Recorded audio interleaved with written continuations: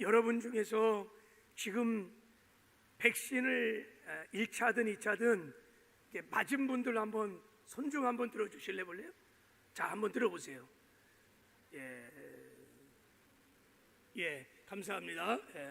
한 3분의 2 아니 4분의 3은 다 맞은 것 같네요, 그죠? 나머지들은 나이가 안 돼갖고 지금 못 맞은 것 같아요, 그죠? 저는 백신 맞았습니다.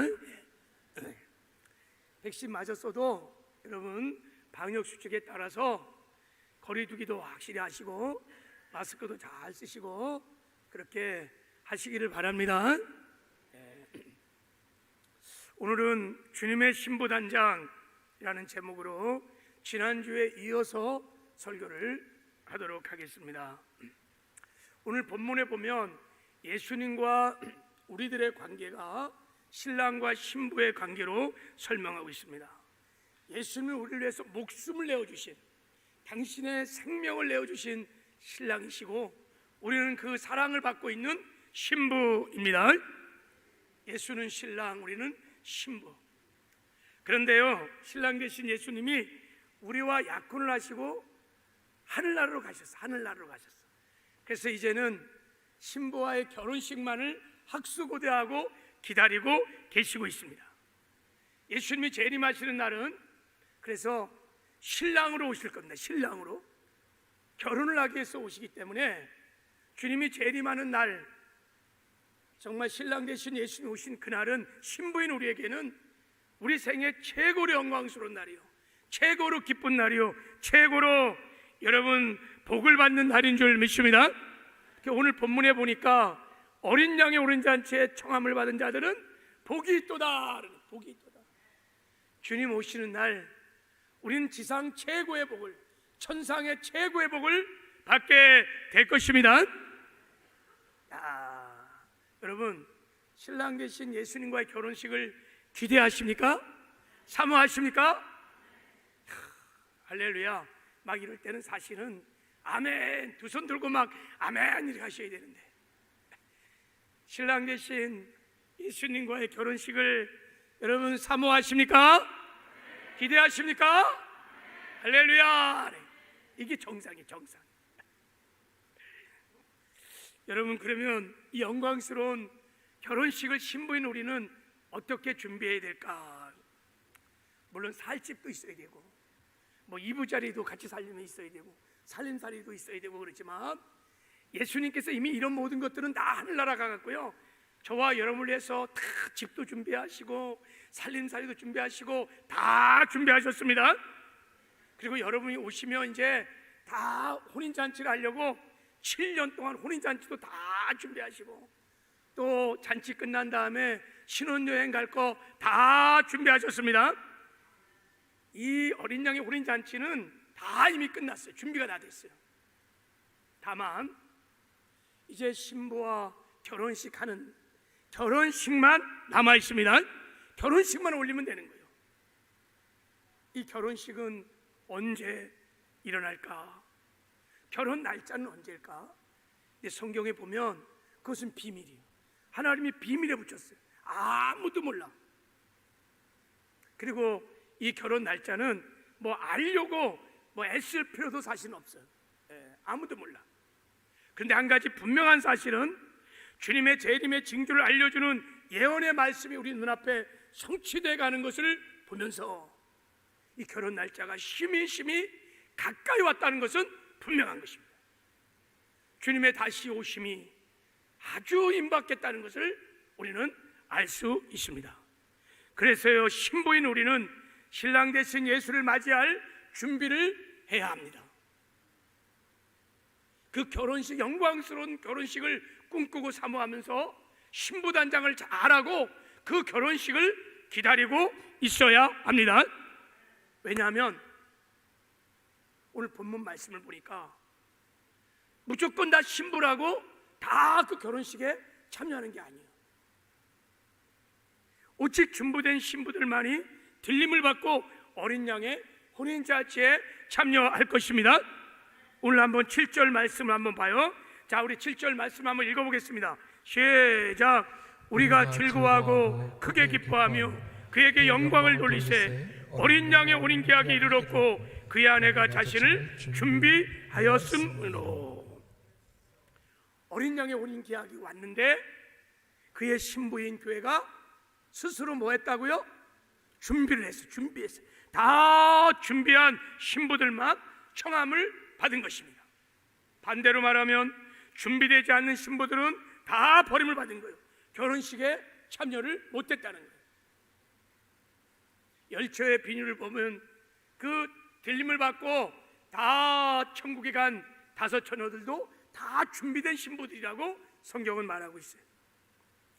여러분, 신랑 되신 예수님이 오늘 지금 오시더라도 그 신랑을 맞이할 준비가 되었습니까?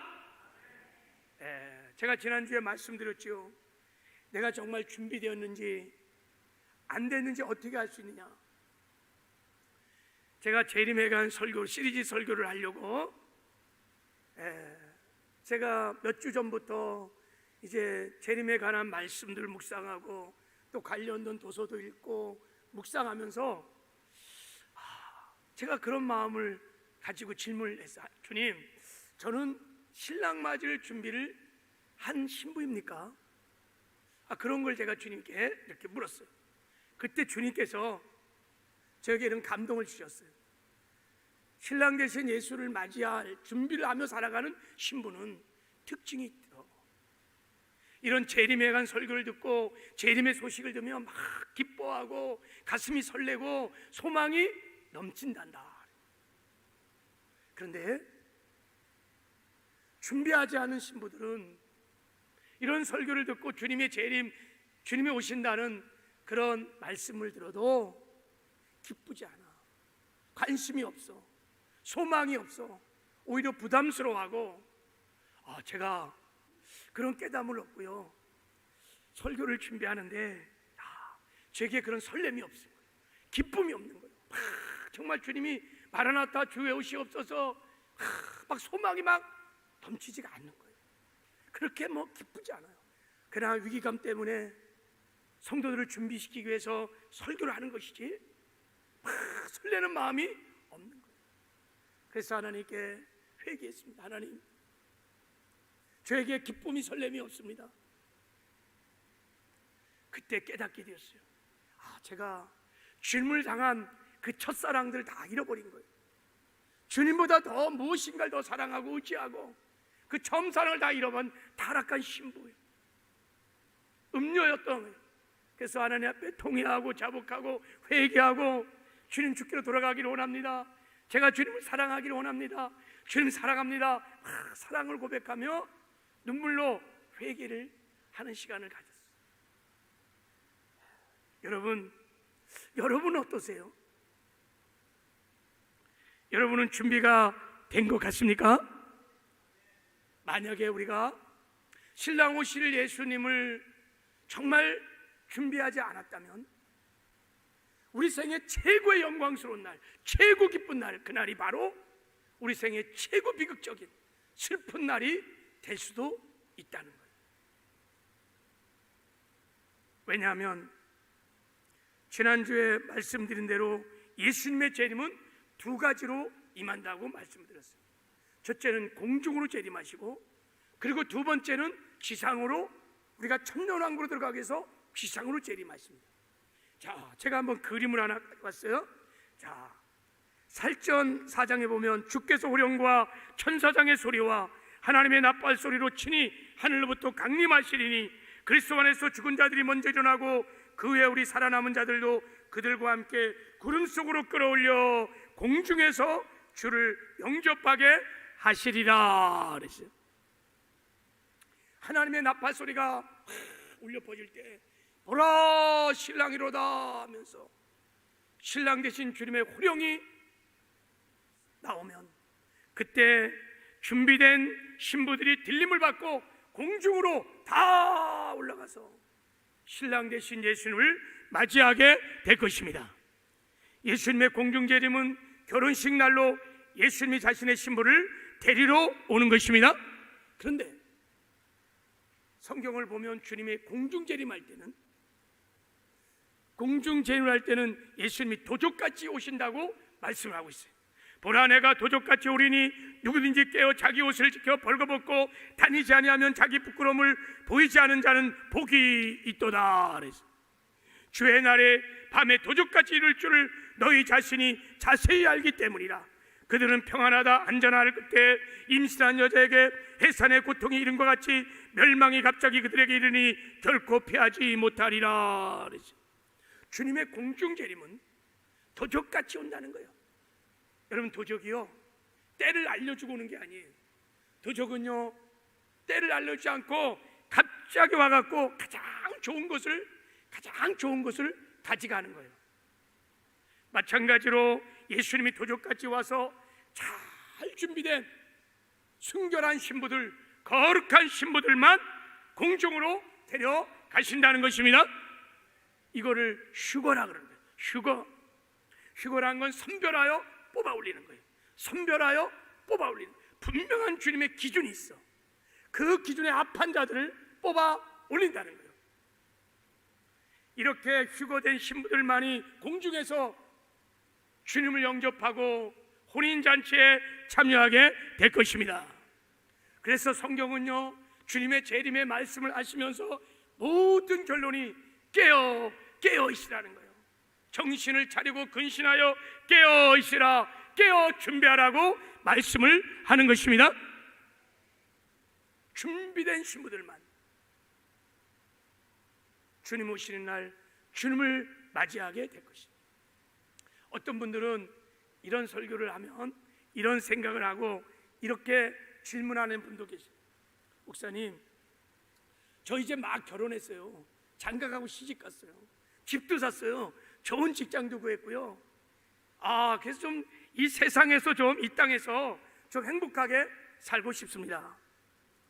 예, 이런 소망 가질 수 있어요. 이해할 수 있어요. 사실 이분만 그런 것이 아니라 솔직히 얘기하면 저와 여러분도 이런 소원이 있죠. 이 세상에서 아무튼 출세하고 성공하고 이 세상은 잘 먹고 잘 살고 행복하게 살기를 원하는 거예요. 뭐 천국 그냥 그때 가면 그냥 가는 것이지, 이 세상에서 잘 먹고 잘 살고 싶은 마음들이 다 사실은 있어요. 그런데요 휴거가 되고 난 후에 이 땅은요 우리가 그렇게 바라고 소원하는 대로 살만한 땅이 아닙니다. 우리가 휴거가 딱 되고 나면 이 땅에 무서운 심판이 시작돼요. 죄에 관한 심판인 것입니다. 죄에 관한 무서운 심판이 일어나게 되어 있습니다. 이것을 7년 대환련이라고 그러는 거예요. 자, 우리 한번 그림을 한번 봐요. 자, 여러분 이 그림 좀 한번 보세요. 자, 성도들이 휴거가 될 거예요. 그러면 공중에서 오신 예수님과 만나서 혼인잔치를 7년간 하고 나고, 그리고 지상으로 내려올 텐데 저 빨간 반점을 한번 보십시오. 저희 땅에는요 7년 대환란이 시작될 것입니다. 여러분, 그 환란이 얼마나 무서운지 창세로부터 지금까지 이런 환란은 없었다는 거예요. 그때는 요한계시록의 말씀을 보면은 7인이 떼어지고 7 나팔이 대접이 막 쏟아지면서 큰 전쟁들이 일어나고 바다의 모든 생물들이 다 죽고, 그리고 강과 호수는 피로 변하고 막 산과 섬이 큰 지진 때문에 그냥 통째로 이동하는 역사들이 일어나고, 달과 여러분 해가 막 빛을 다 잃어버리고 하늘의 천체가 흔들려 별들이 막 떨어지면서 지구를 막 강타하기 시작하고, 태양의 열기로 많은 사람이 그 더위에 고통을 당하는 상장을 초월하는 죄의 심판의 대환란들이 일어난다는 거예요. 여러분, 그때는 휴거되지 않고 이 땅에 남아있는 그리스도인들은 적그리스도의 무시무시한 핍박을 받을 거라고 성경은 말하고 있습니다. 그가 모든 자 곧 작은 자나 큰 자나 가난한 자나 자유자나 종들에게 그 오른손에 이마에 표를 받게 하고, 누구든지 표를 가진 자 외에는 매매를 하지 못하게 하니 이 표는 곧 짐승의 이름이라. 그 이름의 수라. 지혜가 여기 있으니 총명한 자는 그 짐승의 수를 세어보라. 그것은 사람의 수니 그의 수는 666이라. 만일 누구든지 짐승과 그 우상에 경배하고 이마에나 손에 표를 받으면 거룩한 천사들 앞과 어린 양 앞에서 불과 유황으로 고난을 세세토록 받으리라.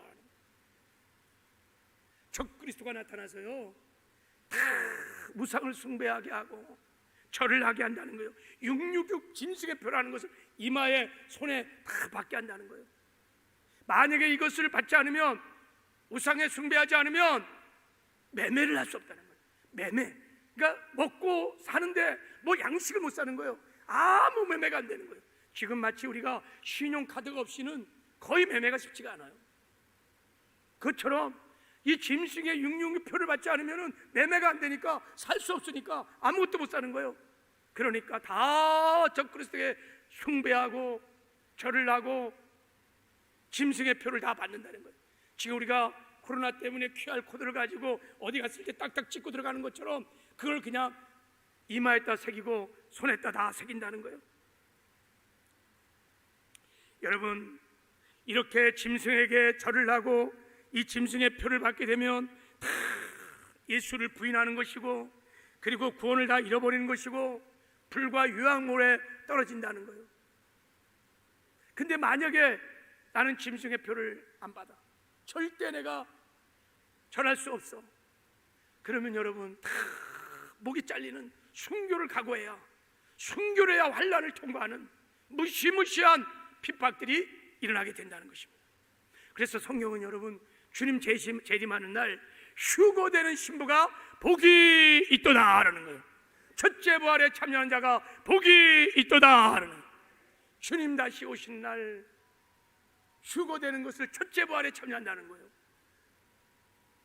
이 첫째 부활에 참여한 자들은 복이 있고 거룩하도다. 둘째 사망이 그들을 다스릴 권세가 없고 도리어 그들이 하나님과 예수 그리스도의 제장이 되어 1000년 동안 그리스도와 더불어 왕노릇 하리로다. 그래서 반드시 여러분 휴거를, 들림을 받으셔야 돼요. 첫째 부활에 참여하는 은혜가 있기를 주님의 이름으로 축복합니다.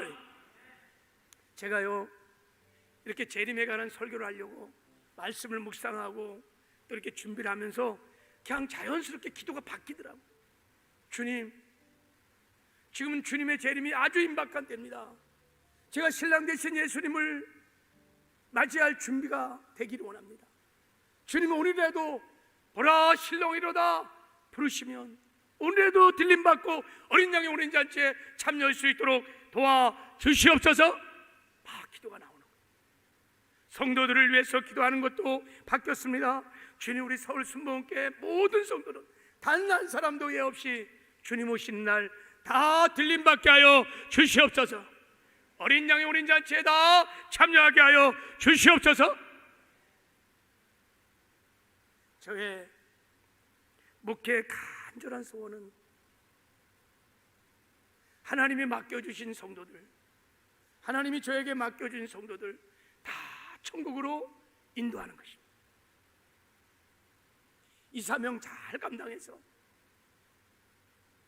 주 앞에 서는 날 주님께서 착하고 충성종아 잘하였도다, 이 칭찬 한마디 듣고 싶습니다. 그래서 설교를 준비하면서 어떻게 하면 나에게 맡긴 사랑하는 성도들이 주님 오신 날 다 들림받을 수 있을까? 다 어린 양의 어린 잔치에 참여할 수 있을까? 너무 간절한 마음으로 설교를 준비하고 지금 그런 심정으로 설교를 합니다. 바라기는 우리 사랑하는 모든 성도들이 주님 오신 날 다 들림을 받는 은혜가 있기를 주님의 이름으로 축복합니다. 할렐루야. 우리 한번 축복 한번 하고 격려 한번 하실래요? 주님 오시는 날 휴거 되세요. 한번 자, 우리 앞뒤 좌우로 한번 축복하세요.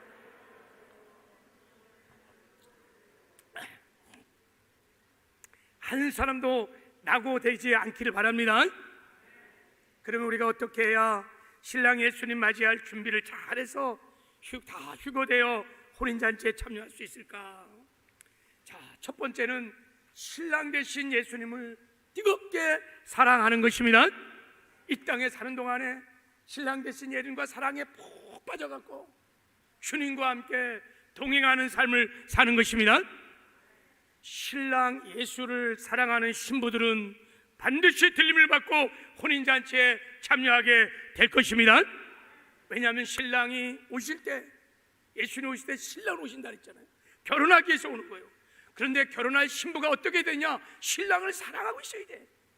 결혼할 신부가 신랑을 사랑하지 않고 세상을 더 사랑하고 돈을 더 사랑하고, 그런 걸 성경은 영적 간음이라고 그러는데, 우상숭배라고 그러는데, 다 영적 간음에 빠져갖고 음료로 장기로 타락한 신부들을 데려서 결혼할 사람은 없어요. 그래서 여러분, 신랑 되신 주님과의 혼인잔치를 준비하는 신부들은 무엇보다 주님을 뜨겁게 사랑해야 될 줄을 믿습니다. 여러분, 아가서는 솔로몬과 슐라미 여인의 사랑 이야기입니다. 근데 솔로몬이 오직 슐라미 여인만 사랑했습니다. 신부로 택했어요. 왜 슐라미 여인만 솔로몬 왕의 신부가 되었을까? 성경은 이렇게 말합니다. 왕비가 60명이요 후궁이 80명이요 시녀가 무수하되 내 비둘기 나를 사랑하는 내 완전한 자는 하나뿐이로다 라는 거예요. 그러니까 슐라미 여인만이 정말 솔로몬 왕을 사랑했다는 거예요. 그래서 솔로몬 왕의 신부가요, 여러분 여기 보면 왕비가 60명이고 후궁이 80명이고 시녀가 무수히 많지만 신부는 딱 하나, 왕을 뜨겁게 사랑하는 슐라미 여인만이 신부였어요. 마지막 때도 마찬가지입니다. 여러분 신앙생활에 그래서 가장 중요한 것은 이 마지막 때 특별히 신랑 되신 예수님을 처음 사랑으로, 첫사랑으로 사랑하는 것입니다. 주님의 이름만 불러도 눈물이 돌았던 그 처음 사랑, 그 주님과 예배드림의 기쁨이 충만했던 그 처음 사랑, 여러분 처음 사랑으로 주님을 사랑하시길 바랍니다. 아무리 어렵고 힘들지라도 주를 사랑하는 금보다 귀한 마음 변하면 안 돼. 이거 변하면 안 돼. 오직 주님만을 뜨겁게 사랑하다가 주님 다시 오시는 날 다 들림을 받는 은혜가 있기를 주님의 이름으로 축복합니다. 자, 두 번째, 우리가 혼인잔치에 참여하기 위해서 무엇을 준비해야 되는가? 두 번째는 혼인잔치에 입고 갈 거룩한 예복을 준비하는 것입니다. 여러분 신부가요 결혼식을 하려면요 반드시 준비할 게 한 가지가 있어요. 그게 뭐냐면 웨딩드레스예요. 결혼식에 입고 갈 예복을 준비해야 돼요. 마찬가지로 신부인 교회도 신랑 예수님과 결혼을 하려면 반드시 예복을 준비해야 합니다. 오늘 본문 말씀을 보십시오. 오늘 본문 말씀을 보니까 어린 양의 혼인잔치에 청을 받은 모든 신부들이 다 예복을 준비했어요.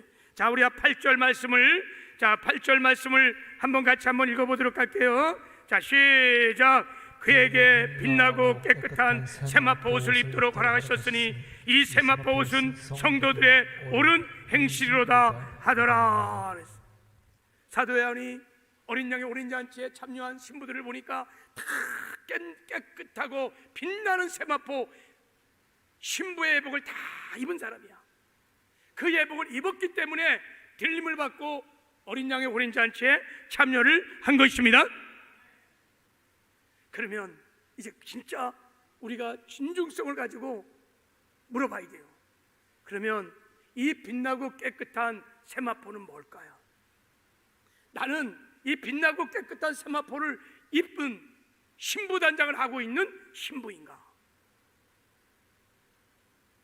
빛나고 깨끗한 세마포를 이렇게 말합니다. 이 세마포는 성도들의 옳은 행실이로다. 그러니까 성도들이 이 땅에 세상에 사는 동안에 거룩한 삶을 산 행위를 말하는 거예요. 행위를 말하는 것입니다. 혼인잔치에 택함 받은 신부들은 이 세상에 사는 동안에 거룩한 삶을 살았던 성도들인 것입니다. 거룩의 옷을 입었던 성도들인 것입니다. 여러분 거룩이라고 하는 카다시라고 하는 것은 두 가지 뜻이 있습니다. 거룩이라는 카다시는 첫째, 죄로부터 구별되는 걸 말합니다. 죄로부터 구별되는 것, 죄와 싸우되 피 흘리게 싸우면서 죄와 구별되는 것을 카다시, 거룩이라고 해요. 근데 거룩은 여기서 끝나는 것이 아니라 죄로부터 나를 구별시킨 다음에 하나님 말씀대로 사는 것입니다. 하나님의 뜻대로 사는 것입니다. 내가 죽어 예수로 사는 거예요. 예수님이 내 안에 주인으로 오신 것을 믿고 그 주님 바라보면서 주님 주신 영의 생각을 쫓아 순종하며 주님과 동행하는 삶을 가다시 거룩한 삶이라고 하는 것입니다. 이 땅에 여러분 신부들이 이 거룩한 삶을 살다가 다 주님 오시는 날 들림을 받고 어린 양의 어린 잔치에 참여하게 된 줄 믿습니다. 그래서 성경은 이렇게 말씀을 하세요. 자, 우리 히브리서 12장 4절에 보면, 자, 우리 말씀을 한번 읽어보겠어요. 자, 시작. 모든 사랑과 더불어 화평함과 거룩함을 따르라. 이것이 없이는 아무도 주를 보지 못하리라. 이것이 뭐냐면 거룩함이에요. 정관사가 거룩함에 걸려 있어요. 거룩함이 없이는 아무도 누구도 주를 보지 못한다는 거예요. 거룩함이 없이는 틀림받지 못한다는 것입니다. 휴거되지 못합니다. 어린 양의 잔치에 들어가지 못합니다. 천국에 들어가지 못한다는 거예요. 아무도, 장로도 목사도 누구도, 선교사랄지라도 신앙생활을 10년 20년 30년 할지라도 내가 거룩한 삶을 살지 않는다면 아무도 주를 볼 수 없다는 거예요. 그러면 이 거룩함이란 카다시가 이 땅에서 우리가 주님과 동행하는 능력이고, 주님 다시 오신 날 우리가 들림을 받는 능력이며, 어린 양의 혼인잔치에 들어가는 능력인 것입니다. 아멘이십니까 여러분? 그러면 이 땅에 사는 동안에 우리가 거룩의 옷으로 나를 단장하셔야 합니다. 웨딩드레스를 준비하셔야 합니다. 그래야만 우리가 혼인잔치에 참여할 수 있습니다. 여러분, 우리가 거룩의 옷으로 신부를 단장할 때 옷을 입는 단계가 있습니다. 순서가 있습니다. 신부가요, 결혼식을 앞두고 이제 결혼식장을 들어가려고 그러는데 하얀 드레스를 입을 때 그냥 입는 게 아닙니다. 여러분, 첫날에 세상의 옷 다 벗어버리고, 그리고 목욕 탁 한 다음에 그 다음에 속옷을 입는 거예요. 다 속옷을 입은 다음에 그 다음에 웨딩 드레스를 입는 것입니다. 맞죠? 여러분, 제사장이 하나님께 나갈 때, 셰카이나 영광이 충만한 지성소에 나갈 때는 반드시 구별된 예복을, 하나님이 정하신 예복을 입고 나가야 돼요. 그 예복을 입을 때 세상 옷 다 벗고, 그 다음에 속옷을 먼저 입고, 두 번째 겉옷을 입고, 에봇의 겉옷을 입고 하나님의 영광, 셰카이나 영광 가운데 나가야 하나님을 만날 수 있습니다. 그러면 신부가 입을 속옷은 뭐고 겉옷은 무엇일까? 여러분, 이사야 61장에 보면 이런 말씀이 있습니다. 자, 천국에 들어간 신부들이 어떻게 단장시켰는지가 나와요. 자, 우리 이사야 61장 우리 10절 말씀을 읽겠습니다. 시작. 내가 여호와로 말미암아 크게 기뻐하며 내 영혼이 나의 하나님으로 말미암아 즐거워하느니, 이는 그가 구원의 옷을 내게 입히시며 공의의 겉옷을 내게 더하심이니, 신랑이 사모를 쓰며 신부가 자기 보석으로 단장함 갖게 하셨음이니라. 신부가요, 두 가지 옷으로 자기를 단장했어요. 첫 번째는 구원의 옷을 입었다. 구원의 옷을 입었다. 두 번째는 구원의 옷을 입은 다음에 공의의 겉옷을 입었다. 이 공의의 겉옷이 무슨 옷이냐? 오늘 본문에 나오는 빛나고 깨끗한 세마포 성도들의 옳은 행실, 거룩에 오신 것입니다. 단장된 신부는 구원의 속옷을 입은 다음에 반드시 거룩의 옷을 입으셔야 합니다. 그래야 신랑 되신 예수님을 만날 수 있습니다. 그럼 우리가 신부 단장을 하려면 첫째, 이제 세상의 옷을 다 벗어버리고, 그리고 구원의 속옷을 먼저 입어야 합니다. 이 말은 무슨 말이냐면, 교회 와서 복음을 듣고 철저히 회개하고 예수를 나의 주, 나의 하나님으로, 나의 인생의 주인으로 영접을 해서 죄 사함 받고 의롭다 인정을 받고 구원을 받는 것입니다. 이것을 구원의 옷을 입었다 하는 거예요. 그래서 성경에 보면 누구든지 그리스도와 합하여 세례를 받은 자는 그리스도로 옷을 입었고 그랬어요. 그리스도로 옷을 입었다, 의의 옷을 입었다, 이런 표현들이 다 구원의 옷을 말하는 것입니다. 여러분, 구원의 옷은요, 우리의 행위로 공로로 입는 옷이 아닙니다. 이 구원의 옷은 전적인 하나님의 은혜로, 십자가의 피공로로 우리가 그것을 믿음으로 말미암아 하나님이 입혀주시는 은혜의 옷인 것입니다. 근데 신부단장은 이것으로만 끝나면 안 된다는 거예요. 이것으로 끝나면 안 됩니다. 구원의 속옷을 입은 다음에는 반드시 거룩의 겉옷을 입어야 하는 것입니다. 거룩의 겉옷을 입어야 어린 양의 우린 잔치에 참여할 수 있는 것입니다.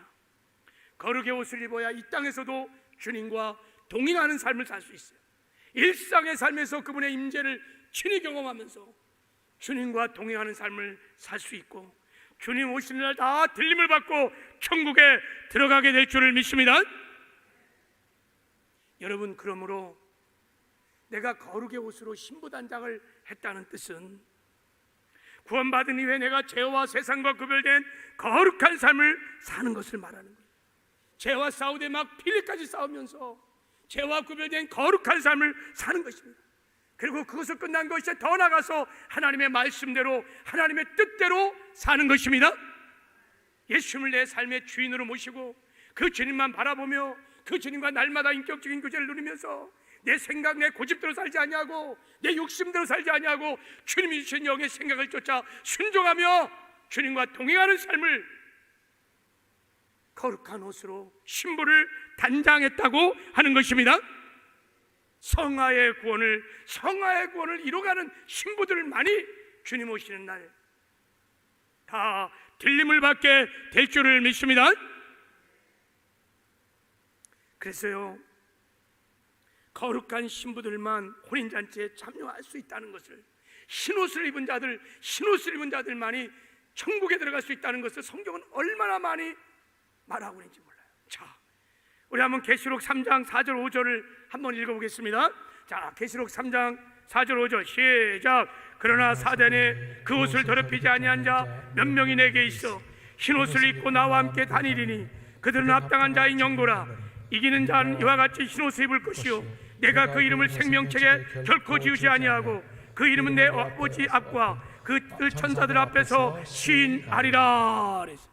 하나님이요, 사도행전을 딱 보니까 흰옷을 입은 사람이 극소수인 거야. 대부분 성도는 다 흰옷이 다 더러워졌어요. 여러분, 성경에서 특별히 계시록에서 흰옷이란 말이 굉장히 많이 나오는데, 흰옷은 여러분 구원의 옷이 아니라 거룩의 옷인 거예요. 그래서 흰옷은 내가 사야 되고, 흰옷은 싸워서 이긴 자가 얻는 것이고, 여러분 구원의 옷은 그냥 하나님의 전적인 은혜로 우리가 받는 거예요. 그러나 거룩의 옷은 그런 것이 아니에요. 거룩의 옷은 더럽혀질 수도 있습니다. 여기 보니까 거룩의 옷이 여러분 더럽히지 않는 자는 극소수인데, 그 극소수가 나와 함께 다니는 거예요. 나와 함께 다닌다는 거예요. 그리고 그 흰옷이 더럽히지 않는 그 극소수의 이름이 생명책에서 지워지지 않는다는 거예요. 그날에 주께서 그들의 이름을 기억하신다는 거예요. 천국으로 다 데려오신다는 것입니다. 그러면서 주님이 뭐라고 말씀하셨냐면, 그러면 그 흰옷이 더럽혀져 있는 그 많은 성도들은 도대체 어떻게 된 것입니까? 그때 주님께서 1절부터 이런 말씀을 하기 시작합니다. 내가 내 행위를 하노니 내가 살았다 하나 사실은 죽은 자이다. 왜냐하면 내 행위에서 온전한 것을 찾을 수 없겠다. 거룩함을 찾을 수 없다는 거예요. 그러므로 회개하라. 더럽혀진 거룩한 옷을 예수의 피로 빨으라는 것입니다. 만일 거룩함을 회복하지 않으면 내가 도둑같이 이르리니 어느 때 내게 이를지 내가 알지 못하리라. 무슨 말입니까? 거룩의 옷이 더럽혀지면 예수님이 도둑같이 임할 수 있다는 거예요. 그 신부들에게는. 다시 말하면 주님을 맞이할 수 없는 비극이 일어날 수 있으니 회개하라는 거예요. 더럽혀진 옷을 어린 양의 피로 빨으라는 것입니다. 회개하라는 것입니다. 그리고 거룩한 삶을 살으라고 말씀을 하고 있는 것입니다. 여러분, 우리가 예수 믿고 가장 큰 마귀의 미혹 중에 하나가 뭐냐면, 마귀가 미혹하는 가장 위험한 미혹이 뭐냐면, 구원의 옷만 입으면 무조건 그냥 아무렇게 살아도 천국을 갈 수 있다라고 생각하는 무서운 미혹이. 구원받고 아무렇게 살아도 한 번 구원은 영원한 구원이니까 내가 아무렇게 살아도 천국 가고 구원 받는다고 생각하는 그것이 마귀의 무서운 미혹입니다. 구원의 옷과 거룩의 옷을 구별하지 않기 때문인 거예요. 여러분, 그래서 사도 바울이 갈라디아서에서 여러분 이 은혜주의 신앙주의라 하는 가짜 복음, 짝퉁 복음을 드러냈습니다. 이 복음을 따라 살면 다 지옥 간다는 거예요. 그래서 하나님께서 이 은혜주의 신앙주의를 경계하시면서 이렇게 말씀하셨어요. 내가 너에게 이르노니 너의 의가 서기관과 바리새인보다 낫지 못하면 결코 천국에 들어가지 못하니라. 예수님이 하신 말씀이에요. 우리 신랑 되신 예수님이 하신 말씀. 너의 의가 무엇입니까? 죄와 싸우되 피흘까지 싸우며 죄와 구별된 삶을 살면서 말씀을 지켜가는 행하는 삶을 말하는 거예요. 너의 의가 바리새인과 서기관보다 낫지 않으면 결코 천국에 들어갈 수 없다라고 말씀하셨어요. 주여 주여 하는 자마다 다 천국에 들어갈 것이 아니요 다만 하늘에 계신 내 아버지의 뜻대로 행하는 자들만 들어가느니라. 무슨 말입니까? 예수 믿은 다음에 구원의 옷을 입은 다음에 우리가 칭의의 은혜를 받은 다음에 성화의 구원을 이루어 가야 한다는 것입니다. 거룩의 옷을 입어야 한다는 거예요. 그래야 신랑 되신 예수를 만날 수 있습니다. 이것이 하나님이 우리에게 주시는 복음입니다. 조용기 목사님이 번역하시고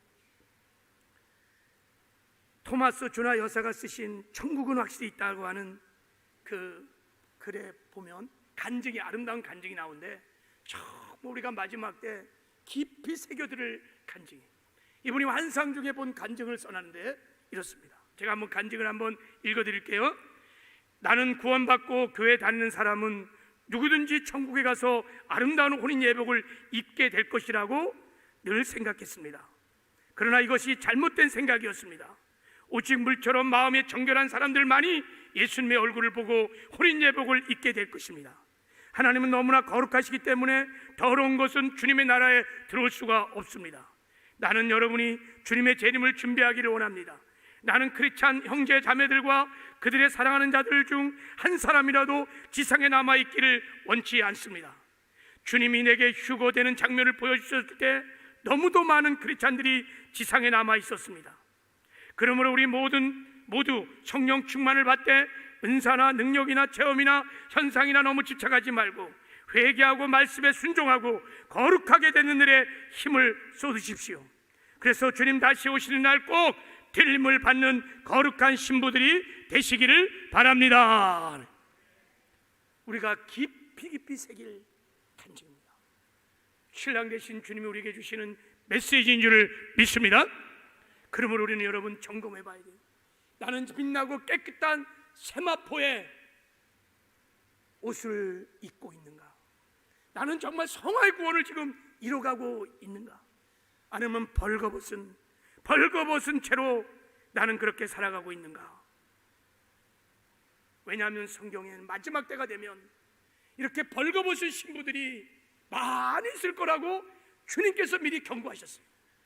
계시록 3장 17절에 보면요, 내가 말하기를 나는 부자라 부유하여 부족한 것이 없다 하나 내 공고한 것과 가련한 것과 가난한 것과 눈먼 것과 벌거벗은 것을 알지 못하는도다. 내가 너에게 권하노니 내게서 불로 연단한 금을 사서 부유하게 하고 흰옷을 사서 입어 벌거벗은 수치를 보이지 않게 하라 그랬어요. 벌거벗은 것을 알지 못한다는 거예요. 내가 죄 가운데 살면서 사망의 잠함에 깊이 잠들었고 말씀도 지키지 않으면서 그냥 내 생각대로 내 인생의 주인 돼서 내 멋대로 살면서도 모른다는 거예요. 때가 되면 막연하게 그냥 천국 가겠지, 벌거벗은 수치를 모른다는 거예요. 그러니 흰옷을 사와서 그 수치를 가리라는 거예요. 거룩한 삶을 살으라고 말씀을 하는 것입니다. 제가 이 말씀을 묵상하면서 그 생각이 나더라고. 어릴 때 어디서 들은 그 벌거숭이 임금님 이야기가 생각이 나는 거예요. 어느 날에 임금님이 계시는데 그 임금님이 좋은 새 옷을 입는 것을 아주 즐거워하는 임금이 계셨어요. 그날도요, 거울 앞에서 자기 폼을 잡으면서 이 옷을 입고 있는데 한 사기꾼 재단사가 들어와서 임금에게 이렇게 말을 하는 거예요. 임금님, 이 천은요 아주 기가 막힌 천인데 이 천으로 옷을 입으면요 착한 사람만 보이고 아무도 안 보인다는 거예요. 이 가짜거든, 천도 아니죠. 그래서 지금 이 천이 안 보이는 겁니다, 임금님. 그러면 그 옷을 한번 나한테 지어서 입혀줘봐라. 그래갖고 다 재단사가 천을 내서 만들었어요. 옷은 없는 거죠. 그래서 입혔어요. 임금님, 제가 입혔습니다. 멋지십니다. 그래갖고 임금님이 벌거벗은 채로 나간 거예요. 신하들은 짤을 다 짰기 때문에 첫 임금을 보면서 와, 임금님 멋있습니다 막 그러니까 너무 좋아갖고 벌거벗은 채로, 팬티는 입었는지 어쨌든 벌거벗은 채로 막 칭찬해 주니까 좋아하는 거예요. 근데 어린 꼬마가 딱 나타나서 임금님 벌거벗었네, 거시기 보인다, 임금님 벌거벗었네. 깜짝 놀라서 그 어리석음에서 깨어났다는 이야기. 성경은 마지막 때 많은 성도들이 벌거숭이 임금님처럼 자기가 벗은 줄도 모르고 착각을 하며 신앙생활을 한다는 거예요. 내가 교회 다니면, 내가 목사이니까, 내가 장로이니까, 내가 권사이니까, 내가 신앙생활 이렇게 하니까 내가 만든 종교 옷을 입고 때가 되면 언젠가 천국 가겠지, 때가 되면 주님 오시면 다 들림 밝겠지, 막연한 착각 속에 살아가는 마귀의 무서운 미혹 속에 빠져 산다는 것입니다. 여러분, 우리가 구원 이후에 거룩한 옷을 입어야 합니다. 행실을 바르게 하기 위하여 거룩한 옷이 더럽혀지면 그때그때마다 어린 양의 피로 빨아야 하는 것입니다. 넘어질 수 있습니다. 실수할 수 있습니다. 죄를 질 수 있어요. 그때그때마다 어린 양의 피로 이 흰옷을 빨아야 합니다. 예수 피로 빨아야 합니다. 거룩함으로 주님을 단장해야만, 나를 단장해야만 신랑 되신 예수를 만날 수 있습니다. 한 가지 얘기하고 마치려고 하는데, 여러분, 예수님이 이 땅에 초림하실 때 저와 여러분을 구원시키시고 영생을 주기 위하여 전능자 하나님, 창조자 하나님이 이 땅에 처음으로 오실 때 그 초림 예수를 누가 맞이했습니까? 누가 그분을 영접했습니까? 누가 그분에게 예배를 드렸습니까? 저 들판의 목동들이 초림 예수를 맞이하는 영광을 얻었어요. 최초로 그 목동들이 천사에 의해서 아기 예수가 태어났다는 것을 깨닫고 그 기쁜 소식을 듣고 아기 예수에게 가서 예배를 드렸습니다. 그들이 도대체 누구길래 그 영광의 초림 예수를 영접할 수 있었을까요? 그들은요, 거룩한 신부들입니다. 레갑의 후손들입니다. 예레미야 35장에 보면 하나님이 예레미야를 딱 불렀어요. 그리고 레갑의 후손들을 다 불러다 놓고 포도주를 먹게 했습니다. 그랬더니 레갑의 후손들이 포도주를 안 먹는 거예요. 왜 안 먹느냐 그랬더니 우리 조상 요나답이 우리에게 명령하셨는데 이 지상에 사는 동안에, 이 땅에 사는 동안 절대 첫째 포도주를 먹지 마라, 두 번째 농사를 짓지 마라, 세 번째 양을 치며 장막 생활을 하거라. 무슨 말입니까? 세상과 구별된 거룩한 삶을 살아가는 것입니다. 그들이 이 조상의 명령을 지키면서 자그마치 거룩한 삶을 살기 시작하는데 800년을 순종하며 그 레갑의 후손들이 거룩한 삶을 살며 예루살렘의 성전 옆에서 양을 치면서 그 제사상에 들어진 양을 대면서 거룩한 삶을 살았어요. 불꽃 같은 눈동자 하나님께서 그 목자들을 보고 계셨어요. 800년 동안 지켜보시면서. 그래서 거룩한 신부들에게 주님의 초림의 기쁜 소식을 그들에게 알리시고 그들이 초림 예수를 맞이하는 영광을 얻게 된 것입니다. 마지막 때도 마찬가지입니다. 주님만을 사랑하는 순결한 신부들, 죄와 구별된 거룩한 옷으로 자기를 단장한 거룩한 신부들만이 다시 오실 예수 그리스도를 영접하는 영광을 얻게 될 것입니다. 그러므로 우리는 거룩한 삶을 살아야 합니다. 여러분, 어떻게 우리 힘으로 거룩한 삶을 살 수 있을까요? 안 돼요. 빛나고 깨끗한 세마포를 우리는 입을 수 없습니다. 우리 힘으로는 절대 될 수 없어요. 우리 능으로는 안 돼요. 우리가 아무리 몸을 친다고 되는 일이 아닙니다. 오늘 본문의 말씀을 보십시오. 빛나고 깨끗한 세마포를 뭐라고 그러십니까? 하나님이 허락했다는 거예요. 하나님이 허락했다는 거예요. 하나님이 입혀줬다는 거예요. 어떻게 해요? 성령을 보내주신 것입니다. 우리에게 성령을 보내주셔서 우리가 성령의 충만을 입고 성령에 사로잡혀 살 때 성령의 능력으로 우리가 거룩한 삶을 살게 되는 것입니다. 그래서 마태복음 25장에 10명의 그 열처녀 비유에서도 5명의 처녀가 천국 갔잖아요. 어린 양의 어린 잔치에 참여했죠. 왜요? 기름을 준비했기 때문에. 기름을 준비했기 때문에 그 기름이 무엇입니까? 성령인 것입니다. 우리가 이 땅에 사는 동안에 성령의 충만을 받고 성령의 능력에 살아 살기 시작하면 죄와 구별된 거룩한 삶들, 하나님 말씀을 지켜 행하는 의의 삶들을 살게 될 줄을 믿습니다. 그래서 마지막 때 하나님이 놀라운 약속을 신부들에게 하셨어요. 말세가 되면 내 영을 물붓듯 부어 주리라. 말세 여러분, 이 하나님의 성령을 신부들에게 물붓듯 부어 주신다는 것입니다. 그러므로 마지막 때는 우리가 기도해야 합니다. 특별히 성령을 구해서 성령에 사로잡혀 성령의 능력으로 거룩한 삶을 살아서 신부단장을 잘 하시고 주님 다시 오신 날 다 들림을 받고 어린 양의 어린 잔치에 참여하는 저와 여러분 되기를 주님의 이름으로 축복합니다. 하나님 아버지 감사합니다. 우리는 주님의 정말 영광스러운 주님의 신부입니다. 이제 주님 오실 날 멀지 않은 이때 아버지 신랑 되신 예수를 맞이할 준비를 하게 하여 주시옵소서. 무엇보다 주님을 처음 사랑으로 첫사랑으로 뜨겁게 사랑하게 하여 주시옵시고 죄와 구별된 거룩한 삶을 살게 하여 주시옵소서. 그래서 주님 다시 오시는 날 하늘에서 나팔 소리 불려질 때 나의 이름 불려지게 하여 주시옵시고 다 들림을 받아 어린 양의 어린 잔치에 참여하는 영광과 승리들이 있게 하여 주시옵소서. 예수님의 이름으로 축복하며 기도했습니다.